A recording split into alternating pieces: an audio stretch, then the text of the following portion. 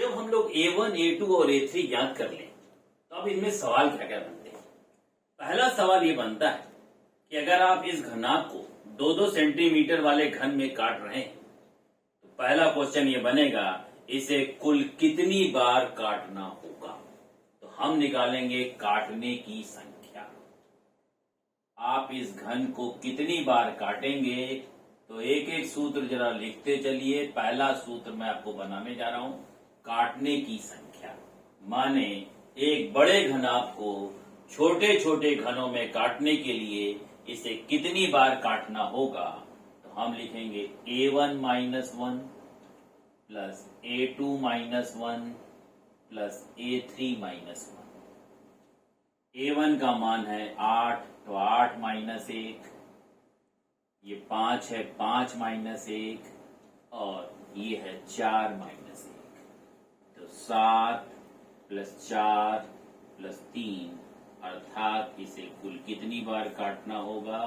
इसे आप कुल कितनी बार काटेंगे, 14 बार। अब जरा देख लीजिए, किसी साइज को देखो, ये 8 है, मतलब ये 8 आपके घन बने। इसका मतलब ध्यान रखो, जिधर ये 16 सेंटीमीटर वाला है 2-2 सेंटीमीटर में काटोगे तो मुझे 8 भाग चाहिए। किसी चीज का अगर 8 भाग चाहिए तो 7 बार काटना होगा। किसी चीज का अगर आपको 4 भाग चाहिए तो 3 बार काटना होगा। किसी चीज का 5 भाग चाहिए तो आपको 4 बार काटना होगा। वही यहाँ पे किया।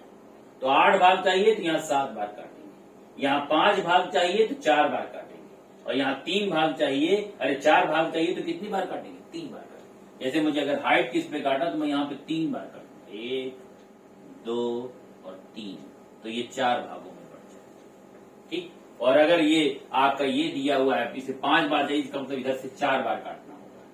1 बार, 2 बार, 3 बार, 4 बार काटेंगे। ठीक। और अगर आप लेंथ में 8 चाहते हैं तो उधर आप कितनी बार काटेंगे, 7 बार आप काटेंगे। जैसे आप इधर काटेंगे तो कितनी बार काटेंगे, 7 बार काटेंगे। जैसे 1, 2, 3, 4, 5, 6, 7, इसे आप यहां पे मिला देंगे।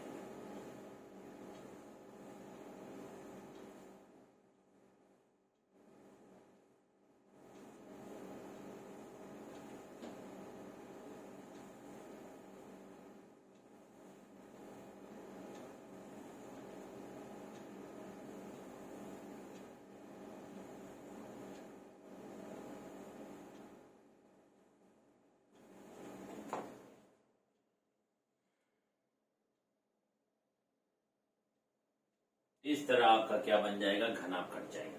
तो अगर आपसे ये पूछता है काटने की संख्या, कुछ नहीं करना, सबसे पहले A1, A2, A3 का मान निकाल लेना। काटने की संख्या पूछे, सब में एक एक कम कर लेना और उनको आपस में जोड़ देना। जैसे ये 8 है, A1 का मान 8 है, इसका मतलब 7 बार काटना होगा। इसे 5 है तो 4 बार काटना होगा, और ये 4 है तो 3 बार काटना होगा। सबको आप जोड़ लेंगे तो क्या निकल के आ जाएगा, काटने की संख्या। अब हम आते हैं दूसरे फार्मूले। फिर अगला क्वेश्चन बनता है कुल बनने वाले घनों की संख्या। कुल बनने वाले घनों की संख्या माने आप एक बड़े घनाभ को जब आप छोटे छोटे घनों में काटेंगे तो इसके कुल कितने घन बनेंगे। अगर ये सवाल पूछता है तो ये आपका फार्मूला नंबर 2, कुल बनने वाले घनों की संख्या।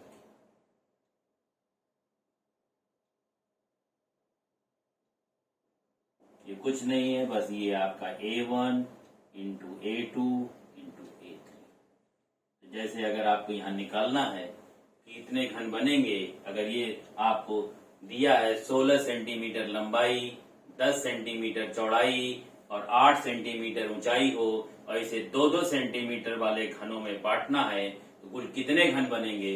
हमने A1, A2, A3 का मान निकाल लिया है। अब केवल वैल्यू पुट करेंगे तो 8 गुणे 5 गुणे 4, 8 पचे 40, 40 का 4 से गुणा करेंगे तो कुल मिलाकर कितने घन बनेंगे, 160। अब आते हैं फार्मूला नंबर 3। अगर आपसे ये पूछे, जब आपने इस घनाभ को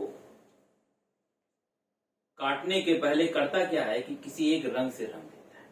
तो जैसे आप कोई भी रंग से रंग, जैसे मैंने कहा कि एक 16 सेंटीमीटर वाली लंबाई और 10 सेंटीमीटर चौड़ाई और 8 सेंटीमीटर की ऊंचाई वाले घनाभ को 2-2 सेंटीमीटर वाले घन में विभाजित किया जाता है।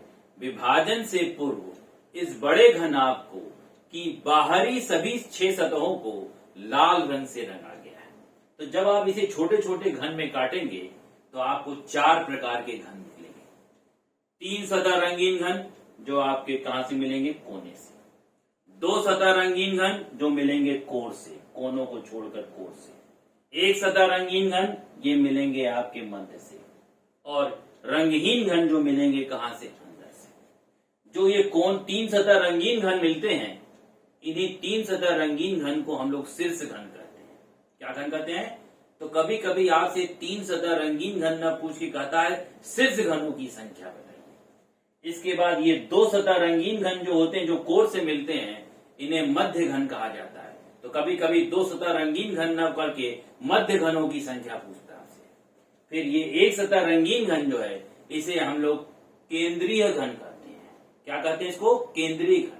और जो अंदर से मिलता है रंगहीन घन, उसे अंतः केंद्रीय घन कहा जाता है। तो जरा ध्यान रखिएगा, शब्दों पे भी विचार करिएगा। शीर्ष घन, मध्य घन, 1 सतह रंगीन को कहता है केंद्रीय घन, और रंगहीन वाले घन को क्या कहता है, अंतः केंद्रीय घन। अब मैं जा रहा हूं 1 सतह रंगीन, और 1 सतह रंगीन को हम लोग क्या कहते हैं, इसका एक नाम और देता है। क्या कहते हैं इसको हम लोग? केंद्रीय घन। तो अगर आपसे केंद्रीय घनों की संख्या पूछे या 1 सतह रंगीन घनों की संख्या पूछे, तो इसे आप कैसे करेंगे? इसका फार्मूला क्या है? 2a1 minus 2 a2 minus 2 plus 2a2 minus 2 a3 minus 2 plus 2a3 minus 2 और a1 माइनस 2। अब हम लोग यहाँ पर वैल्यू पुट करके इसका मान बड़े आराम से निकाल सकते हैं। अब देखिए जरा, 2 रखा, a1 का मान कितना हमने रखा? 8 माइनस 2, और ये a2 का मान है 5 माइनस 2, फिर 5 माइनस 2, और फिर 4 माइनस 2। फिर आप यहां पर रखेंगे, ये आगे बढ़ा लेते हैं, ट्वाइस a3 माइनस 2 का मतलब है 4 माइनस 2, और a1 माइनस 2 का मतलब 8 माइनस 2। वैल्यू पुट करिए जरा इनकी।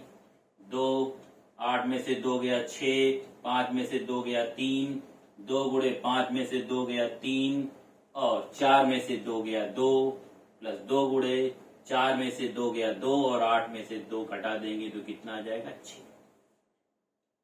6 दूना 12, 12 तिया 36, 2 तिया 6, 6 दूना 12, और 2 दूना 4, 6 चौक को 24, 36 में पहले 24 जोड़िए, 36 4 40 20 60, ये आपके हो गए कितने घन?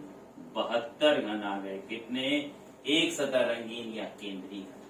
तो अगर आपसे कहे केंद्रीय या 1 सतह रंगीन घनों की संख्या, तो ये सूत्र आप याद कर लीजिए। सूत्र क्या है? ट्वाइस a1 माइनस 2 और दूसरे ब्रैकेट में a2 minus 2। a1 a2 a3 हम लोग कैसे निकाले हैं? लंबाई के अनुदिश, तो लंबाई घन की लंबाई बटा घन की भुजा, जिस साइड में आप काट रहे हैं। फिर यहाँ पर ट्वाइस a2 माइनस 2 और a3 माइनस 2, फिर प्लस ट्वाइस a3 माइनस 2 और a1 माइनस 2। तो 2 का ग्रुप बनाना है, पहले a1 फिर a2 फिर a2 a3 फिर a3 और a1। अब में 2 रखिएगा, ध्यान रखिएगा।